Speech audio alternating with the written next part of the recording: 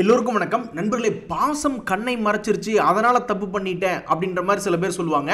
இங்க ஒரு 54 வயது பெண் டாக்டர் ஒருத்தருக்கு காசு கண்ணை மறைச்சிருச்சு. ஆல்மோஸ்ட் 7 லட்ச ரூபாய் நஷ்டம் பண்ணிட்டு கொண்டிருக்காங்க. இப்போ இந்தியாவில் ஷேர் மார்க்கெட் ரிலேட்டடான ஸ்கேம்ஸ் ரொம்பவுமே அதிகமாகிட்டு போகுது. இவங்க என்ன பண்ணியிருக்காங்க, இந்த டாக்டர் அவங்களுடைய இன்ஸ்டாகிராமில் பார்த்துக்கிட்டு இருந்திருக்காங்க. அதில் பெரும்பாலும் நிறைய அட்வர்டைஸ்மெண்ட்ஸ் வரும். அது எழுத்துப்பூர்வமாக இருக்கிறதுனால ஷேர் மார்க்கெட்டில் நாங்கள் கால்ஸ் தரோம் அப்படி இப்படின்னு இருக்கும். அதெல்லாம் இக்னோர் பண்ணிடுவாங்க. இப்போ அந்த அட்வர்டைஸ்மெண்ட் பண்ணுற ஆளுங்க ஒரு படி மேலே ஏறி பெரிய பெரிய ஆளுங்களுடைய ஃபோட்டோவை வச்சு அல்லது அவங்களுடைய வீடியோ வச்சு அப்படியே ஆளுகளை மயக்கிற மாதிரி நம்புற மாதிரி பண்ணுறாங்க.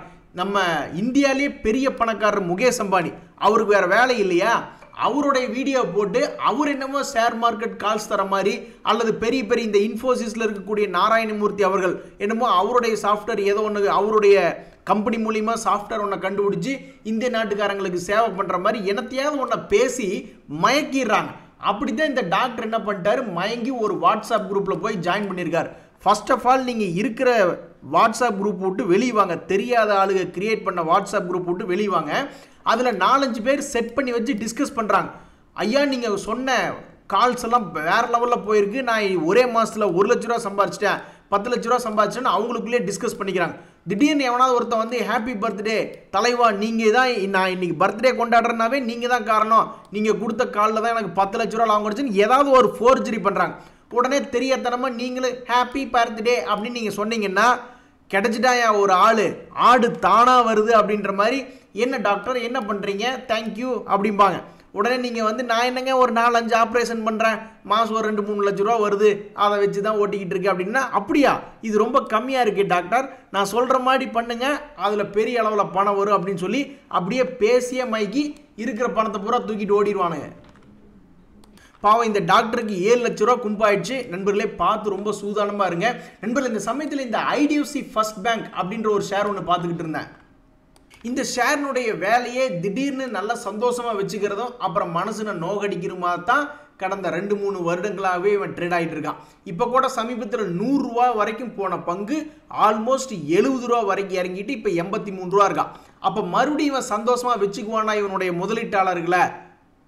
83 ரூபா இருக்கக்கூடிய ஷேர் ஒரு 6 மாதம் கழிச்சு போகும்போது ஒரு 100 ரூபா வருவானா அப்படின்ற ஒரு கேள்வி வருது. சில பேர் சொல்லுவாங்க இல்லையா, நான் பண்ண தப்பெல்லாம் என்னை மன்னிச்சு விட்டுருங்க ஐயா அப்படின்ற மாதிரி. இந்த ஷேர் பல பேர்த்துக்கு நஷ்டத்தை ஏற்படுத்தி விட்டுருக்கு. இன்னொரு 6 மாதம் மட்டும் டைம் கொடுங்களேன், நான் எப்படியாவது 100 ரூபா வந்துடுறேன் அப்படின்ற மாதிரி இந்த ஷேர் ஒரு 100 ரூபா இதனுடைய முதலீட்டாளர்களை காப்பாற்றுமா இல்லையா அப்படின்றது இன்னொரு 6 மாதத்தில் தெரிஞ்சிடும். நண்பர்களே முக்கியமான விஷயம், ஷேர் மார்க்கெட்டில் நீங்கள் லாஸ் பண்ணாமல் இருக்கணும், அந்த மாதிரி ஸ்கேம்ஸில் ஏமாறாமல் இருக்கணும்னா உங்களை நீங்களே புரிந்து கொள்ளணும். இப்போ நம்ம ஒரு எக்ஸாம்பிள் ஒன்று பார்க்க போகிறோம். அசோக் லைலாண்ட் அப்படின்னு ஒரு ஷேர் மார்க்கெட்டில் ஜெயிக்கிறதுக்கு 2 வழிகள் இருக்குது. ஒன்று, எனக்கு மிகப்பெரிய ப்ராஃபிட் வேணுங்க, நான் ஒரு ஷேரை பார்க்குறேன். இந்த அசோக் லைலாண்ட் அப்படின்ற ஒரு ஷேர் 2018 சமயத்தில் ஒரு மிகப்பெரிய ஒரு ரேட் இருக்குது. 2020 ஒரு ரொம்ப கீழ் ரேட்டுக்கு வந்துடுச்சு. நான் எந்த ரேட்டு பார்த்தனோ அந்த ரேட்டு எனக்கு மறுபடி வரணும், அவ்வளவு பெரிய லாபம் எனக்கு வேணும். கிட்டத்தட்ட 350% லாபம் கண்ணு முன்னாடி நம்ம பார்க்குறோம். இதே அளவு மறுபடி திரும்பி வந்ததுன்னா 1 லட்ச ரூபா அப்படின்றது 3.5 லட்ச ரூபாயா மாறிடும். அப்போ உங்களுடைய மனசு இந்த மாதிரி இருந்ததுன்னா அப்போ உங்களுக்கு என்ன ஒரு எபிலிட்டி வேணும், என்ன ஒரு திறமை வேணும்னா, இது போன்ற ஒரு ஷேர்களை நல்ல லாபம் பண்ணக்கூடிய ஷேர்களை ஒரு லோ ரேட்டில் வாங்கிட்டு 2-3 வருஷம் கையை கட்டி உட்காந்து வேடிக்கை பார்க்க வேண்டிய திறமை இருந்ததுன்னா நீங்கள் இது போன்ற ஆசைப்படலாம். ஸோ அப்போ நீங்கள் இது போன்ற மனிதரா? அப்படி இல்லை, எனக்கு ரொம்ப வேகமாக லாபம் வேணும், அது 10%, 20%, எவ்வளவோ கிடைச்சிட்டு போகட்டும், ஆனால் மிக வேகமாக வேண்டும். அப்போ அது போன்ற மனிதர்கள் ஷேர் மார்க்கெட்டில் என்ன ஒரு கான்செப்ட்னா, ஏதாவது ஒரு ஷேர் 52 வீக் ஹை வருது அப்படின்னா அந்த ஹையிலிருந்து மறுபடியும் மேல் நோக்கி போறதுக்கு தான் வாய்ப்பு அதிகம். மல்டி இயர் ஹை போகலாம் அல்லது அதை தொடர்ந்து ஏறிக்கிட்டே போகலாம். இந்த அசோக் லைலாண்டு ஷேர் கூட சமீபத்தில் அவனுடைய லைஃப் ஹையை உடைச்சான். அப்போ இது போன்ற இடங்களில் போய் வாங்கிக்கிட்டு கீழே ஸ்டாப் லாஸ் போடக்கூடிய திறமை, அதே மாதிரி அந்த ஷேர் மேலே போனதுக்கப்புறம் இங்கே இருக்கிற ஸ்டாப் லாஸை தூக்கி நகர்த்தி வைக்கக்கூடிய திறமை இருந்ததுன்னா அப்போ நீங்கள் அந்த மாதிரியான ஆள் அப்படின்னா நீங்கள் அப்போ அதுக்கேற்ற மாதிரி போகணும். நான் யாருன்னு எனக்கே தெரியலையப்பா, நான் இதில் எந்த சைடு நான் வருவேன்னே எனக்கு தெரியல. அதாவது சார்ட்டில் நான் பார்க்குறேன் இவ்வளவு பெரிய லாபம், அதாவது பிரைஸ் இந்த இடத்துல லோ பிரைஸ்ல கிடக்குது, இவ்வளவு தூரம் மறுபடி வரலாம் அப்படின்ற நினைக்கக்கூடிய ஆளாகவும் நான் இல்லை. சரி பிரேக் அவுட் ஆகுது, உடனே லாபம் பண்ணணும், கீழே இறங்குற மாதிரி இருந்தால் ஸ்டாப் லாஸ் போட்டுக்கணும் அப்படின்ற ஆளு நான் இல்லை அப்படின்னா, அப்போ நீங்கள் கண்டிப்பாக சுற்றி ஏதாவது ஒரு இடத்துல பணம் சம்பாதிச்சாலும் மறுபடியும் விட்டுட்டு தான் போயிடுவீங்க. அல்லது இந்த மாதிரி உங்களுடைய மனசை ஏமாற்றி ஸ்கேம் பண்ணுறதுக்கு தான் ஆளுக்கு பார்ப்பானுங்க. நம்ம நண்பர்களுடைய ஆதங்கம் ஒரு நியாயமான ஆதங்கம். நிறைய ஷேர்களுடைய விலை மேலே ஏறி போயிடுச்சு. பட் இருந்தாலும் இந்த சிச்சுவேஷன்லேயும் நிறைய ஷேர்கள், ஒரு குவாலிட்டியான ஷேர்கள் கொஞ்சம் விலை குறைவாக கிடைக்கக்கூடிய வாய்ப்பு இருக்குத்தான் செய்யுது. அதுக்கு கொஞ்சம் வேலை செய்யணும். நிறைய ஸ்டாக்குகள் எடுத்து போட்டு அனலைஸ் பண்ணி பார்த்தோம்னா ஏதாவது இயர் ஹையிலிருந்து ஒரு 20% இறங்கியிருக்கும், அல்லது இயர் ஹையிலேருந்து 40% இறங்கியிருக்கும்.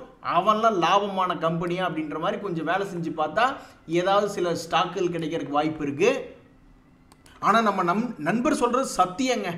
மார்க்கெட், ஷேர் மார்க்கெட்டே ஒரு மாதிரி ஐயோ இன்னும் மேலே போய்கிட்டே இருக்குமோ அப்படின்ற மாதிரி எல்லாம் போட்டி போட்டு வாங்கிக்கிட்டு இருக்காங்க. ஆனால் அதுக்குன்னு போய் கையில் இருக்கிற எல்லா காசையும் போய் வாங்கிட்டா அப்புறம் மார்க்கெட் கீழே வரும்பொழுது வாங்குறதுக்கு காசே இருக்காது அப்படின்றாப்புல. நம்ம நண்பர் சொல்கிறது கரெக்டு தான். இருக்கிறதுலே நீங்கள் சிக்கனமாக இருக்கிற காசை பர்ஃபெக்டாக வாங்கணும். முதல் அட்டம்ப்ட்லேயே நல்ல லாபம் வரணும். அதுவும் விட்ட கீழே போனால் மறுபடியும் ஏவரேஜ் பண்ணி லாபம் வரணும்னா நீங்கள் எடுக்கக்கூடிய இடமே ஏதாவது சப்போர்ட்டில் தான் எடுக்கு. ஆனால் ஒரு ஷேரே கீழே தொங்கிட்டு கீழே போனாலும் அவன் ஏதாவது ஒரு சப்போர்ட்டில் போய் விழுகிறான் பார்த்தீங்களா, அந்த சப்போர்ட்டாக பார்த்து எடுக்கிற மாதிரி இருக்கணும். அல்லது ஏர்முகமாகவே இருக்கட்டும், அந்த ஷேர் மேலே ஏறிட்டு இருந்துட்டு ஏதாவது ஒரு சப்போர்ட்டில் வந்து உழுகும் பொழுது நீங்கள் எடுக்க முயற்சி பண்ணிங்கன்னா தான் இந்த மாதிரி கம்மியான அட்டம்ப்டில் எவ்வளவு கீழே போனாலும் வாங்குறதுக்கு நம்மகிட்ட பணம் இருக்கும். எனக்கெல்லாம் இந்த கான்செப்ட் நல்லா ஒர்க் ஆகுது. ஸோ ஒரு உதாரணத்துக்கு இப்போ இந்த பூனாவாலா ஃபின்கார்ப் அப்படின்றது ஒரு கும்பா கம்பெனியாக இருக்குன்னே வச்சுக்குவோமே, சமீபத்தில் ஃபால் ஆயிருக்கு. ஆனால் இதை எடுக்க போகிற இடம் இப்படி இந்த கரண்ட் ரேட்லாம் போய் எடுக்கக்கூடாது. நம்ம இந்த மாதிரி கோடு போர்டு வச்சு ஏதாவது ஒரு நல்ல சப்போர்ட்டில் வந்து உழுது. இந்த ட்ரெண்டே டவுன் ட்ரெண்டு தான், ஆனால் இந்த டவுன் ட்ரெண்ட்லேயும் ஒரு சப்போர்ட் எது அப்படின்ற மாதிரி பார்த்து வாங்கும் பொழுதோ, அல்லது இது அப் ட்ரெண்ட் தான் இருந்தாலும் அதுக்குன்னு போய் உச்சாணி கும்பல வாங்காமல் எந்த இடத்துல ஒரு ட்ரெண்ட் லைனில் சப்போர்ட் கிடைக்குது அப்படின்னு பார்த்து எடுக்கும் பொழுது கொஞ்சம் உதவிகரமாக இருக்கும். நண்பர்களே, சமீபத்தில் மிகப்பெரிய வீழ்ச்சி அடைஞ்சது எந்த ஷேர் அப்படின்னு பார்த்தீங்கன்னா இந்த ஹெரிட்டேஜ் ஃபுட்டு தான். பாவம் இந்த ஷேர் வந்து நல்லா மேல் நோக்கி அந்த சந்திரபாபு நாயுடு அவர்கள் ஜெயிச்சதுக்கப்புறம் ஏறி வந்த ஷேர் தான். எனக்கு இப்போ என்ன தோணுது அப்படின்னா, பாவம் இந்த நண்பர் போய் இந்த ஹெரிட்டேஜ் ஃபுட்டில் மாட்டியிருக்காப்புல. என் மனசுக்கு என்ன தோணுது அப்படின்னா, நான் பார்த்த வரைக்கும் ஷேர் மார்க்கெட்டில் ஒரு நல்ல ரேலியில் மொமெண்டம்னு இருக்கக்கூடிய ஷேர் ஃபஸ்ட்டு டைம் இறங்குறான் அப்படின்னா ஒரு 20% இறங்குறான்னு வச்சிங்களேன். அந்த 20%லேருந்து மேபி கொஞ்சம் மேல் நோக்கி வரக்கு வாய்ப்பு இருக்குது. கடைசிக்கு ஒரு 40% இறங்குறான் அப்படின்னா 40%லேருந்து மேல் நோக்கி வரக்கு வாய்ப்பு இருக்குது. இப்படியே 60 இருக்குது, அடுத்தது 80 இருக்குது. ஏதாவது ஒரு இடத்துலேருந்து திரும்பி ஏறக்கு வாய்ப்பு இருக்குது. ஆனால் இவருடைய யோகம், இவருக்கு ஒரு நல்லது நடக்கணும்னா இங்கே 20%லேருந்தே திரும்பி மேல் நோக்கி ஏறணும். ஸோ அடுத்த வாரம் அல்லது அதுக்கடுத்த வாரத்தில் இந்த கம்பெனி 565லிருந்து மறுபடியும் 720 வந்துச்சுன்னா என்னை பொறுத்த வரைக்கும் செய்ய வேண்டிய முதல் வேலை குவான்டிட்டி கம்மி பண்ணிக்கணும் அப்படின்றதான். பாவங்க இந்த நண்பருக்கு யாராவது உதவி பண்ண முடிஞ்சால் உதவி பண்ணுங்க. அதாவது இவர் 10 லட்ச ரூபா ஆப்ஷன் ட்ரேடிங் பண்ணி லாஸ் பண்ணிட்டார். அதுக்கப்புறம் வந்து ஒரு 70,000 ரூபா இன்வெஸ்ட்மெண்ட் பண்ணி லாபம் பண்ணியிருக்கார். இருந்தாலும் இப்போ அவருக்கு வந்து இஎம்ஐ கட்டணும், அதில் பாவம் பிரச்சனையாக இருக்குது அப்படின்றாப்புல. ஏதாவது வெளிநாட்டில் வேலை கிடச்சுன்னா டக்குன்னு போய் கடனை கட்டிடணுனே அப்படின்ற மாதிரி பார்க்குறாப்புல. ஃபர்ஸ்ட் ஆஃப் ஆல் இவர் எந்த சைடில் இருக்காரு, ஏதாவது ஐடி சைடில் இருக்காரா, இல்லை ஏதாவது வேறு ஏதாவது மார்க்கெட்டிங் ஃபீல்டில் இருக்காரா, இல்லை இவர் என்ன ஃபீல்டில் இருக்காருன்னே தெரில. அப்புறம் இவருடைய ரெஸ்யூமெல்லாம் வாங்கணும், அப்புறம் தெரிஞ்சவங்களுக்கு ஃபார்வர்ட் பண்ணி விடணும் அப்படின்ற மாதிரி நிறைய சம்பவங்கள் இருக்குது. பட் எனக்கு தெரிஞ்சு அது எதுவுமே ஒர்க் அவுட் ஆகாது. 2 விஷயம் ஒர்க் அவுட் ஆகுறது என்ன அப்படின்னா, நான்லாம் நௌக்ரி அப்படின்ற வெப்சைட்டில் தான் நான் பதிவிட்டிருந்தேன். அப்புறம் லிங்க்டின்ல போய் வேலை தேடினேன். அதுக்கப்புறம் எனக்கு எப்படியோ ஒரு என்ட்ரி கிடைச்சி நான் உள்ளே போயிட்டேன். எங்கள் இந்திய கம்பெனிகளில் தான். அதுக்கப்புறம் என் கூட வேலை பார்த்தவர் வெளிநாடு போனார். அவருடைய ரெக்கமெண்டேஷனில் தான், அவருடைய கான்டாக்ட் மூலியமாக தான் எனக்கு இன்டர்வியூக்கே ஒரு ஆஃபர் கிடைச்சிது. அது மாதிரி உங்களுக்கு ஒரு இன்டர்வியூக்கு ஒரு ஆஃபர் கிடைக்கணும்னா நீங்கள் அந்த மாதிரி சோர்ஸ் மூலியமாக தேடுங்க. அடாடா, ஒரு நண்பர் HMA அக்ரோ அப்படின்ற ஒரு ஷேரில் வந்து 1000 ஷேர் பக்கம் வாங்கி இப்போ 25% நஷ்டமாக இருக்குது அப்படின்ற மாதிரி சொல்லிட்டு இருக்காப்புல. இந்த கம்பெனி இதுக்கு முன்னாடியே இவனுடைய வேலையே இந்த மாதிரி தான் இருந்திருக்கு. ஏறுவதும் இறங்குவதும் ஒரு குறிப்பிட்ட ரேஞ்ச் பவுண்ட்லேயே ஆடி இருக்கான். அப்புறம் அந்த ரேஞ்சை உடச்சதுக்கப்புறம் மறுபடியும் ஒரு புது ரேஞ்ச் மாதிரி ஒன்று கிரியேட் பண்ணியிருக்கான். இது மட்டும் நல்லபடிக்கு நடந்து மேல் நோக்கி வந்ததுன்னா 56 ரூபா இருக்கக்கூடிய ஷேர் அவனுடைய பழைய ரேட்டு 72 வர்றதுக்கு வாய்ப்பு இருக்கிறதா தான் நான் பார்க்குறேன். அது இன்னும் எவ்வளவு நாள் ஆகும், எப்போ நடக்கும் அப்படின்ற மாதிரிலாம் தெரில. தற்சமயத்துக்கு இவன் ஒரு பேட்டர்ன் போட்டிருக்கான், அந்த பேட்டர்னை உடைக்கல. இந்த பேட்டர்னை உடைக்காத வரைக்கும் என்னை பொறுத்த வரைக்கும் இவனுக்கு 72 போகக்கூடிய வாய்ப்பு இருக்கிறதா தான் நான் பார்க்குறேன். ஒருவேளை இவன் போகலை, இதுக்கு முன்னாடியே பேட்டர்னை உடைச்ச மாதிரி மறுபடியும் இங்கே பேட்டர்ன் உடைச்சான்னா தான் கும்பா அட கொடுமை. இங்கே பார்த்தீங்களா, டெல்டா கார்ப்னு ஒரு ஷேர் அவன் 6 மாதமாக நீட்டிப்படுத்தி கிடந்தான். கடைசியில் பார்த்தா ஒரு நண்பர் இந்த ஷேர் வேண்டான்னு சொல்லி விற்று விட்டாரு. விற்ற 2 மணி நேரத்தில் 11% அது இன்க்ரீஸ் ஆகிருக்கு. ஆஹா, இன்னைக்கு கறி கஞ்சி நாளும் அதுமா ஒரு நண்பர் வந்து எஸ்கேஎம் எக் ப்ராடக்ட்ஸ் அப்படின்ற கம்பெனி பற்றி ஞாபகப்படுத்துகிறாப்புல. உண்மைதான், நம்ம நண்பர் சொல்கிற மாதிரியே அவனுடைய ஃபண்டமெண்டல்லாம் போய் எடுத்து பார்த்தோம்னா அடடா பரவாயில்லையேப்பா அப்படின்ற மாதிரி தான் இருக்கும். ஸ்டாக் பி எடுத்து பார்த்தா அதுலேயும் வேல்யூவேஷன் பற்றி சீப்பாக இருக்கிற மாதிரி இருக்கும். பிஜி ரேஷியோ எடுத்து பார்த்தாலும் வேல்யூவேஷன் கம்மியாக தான் இருக்கும். டிவிடெண்ட் கொடுத்துட்டு இருக்கக்கூடிய கம்பெனியாக இருக்கும். அந்த கம்பெனியினுடைய இன்ஸ்டிடியூஷனல் ஹோல்டிங்ஸ் எல்லாம் எப்படி இருக்குன்னு பார்த்தா அங்கேயும் பரவாயில்லையே, எஃப்ஐஸ் எல்லாம் 2% வச்சுருக்காங்களே அப்படின்ற மாதிரி இருக்கும். ஆனால் எப்போவுமே டெக்னிக்கல் ஃபண்டமெண்டல் ரெண்டும் ஒன்றுக்கு ஒன்று ஒத்து போகாது அப்படின்ற மாதிரி இந்த கரண்ட் 1 இயரில் நம்ம பார்த்தோம்னா இந்த ஸ்டாக் வந்து சீப்பாக இருக்குது. அதாவது சப்போர்ட்டில் இருக்கக்கூடிய பங்குகள் உடனே வேகமாக ஓடி வர வாய்ப்புகள் ரொம்ப கம்மி. 2 வருஷம் 3 வருஷம் கூடி கூட அவன் அரைச்சி அவனுடைய பழைய அப்படின்றது வரலாம். ஆனால் இங்கே இன்னொரு விஷயம் என்ன அப்படின்னு பார்த்தீங்கன்னா, இந்த 1 இயர் மட்டும் பார்க்காம 10 இயர் பீரியடில் பார்த்தோம்னா இவன்லாம் அழகிய ஒரு ட்ரெண்டிங் கிளி மாதிரி இருந்திருக்கான். இந்த ட்ரெண்டிங் கிளி இங்கிருந்தே மேல் நோக்கி வருதா அல்லது இன்னும் கொஞ்சம் தூரம் கீழே வந்துட்டு மேல் நோக்கி வருதா அப்படின்றது நம்மளுக்கு தெரியாது.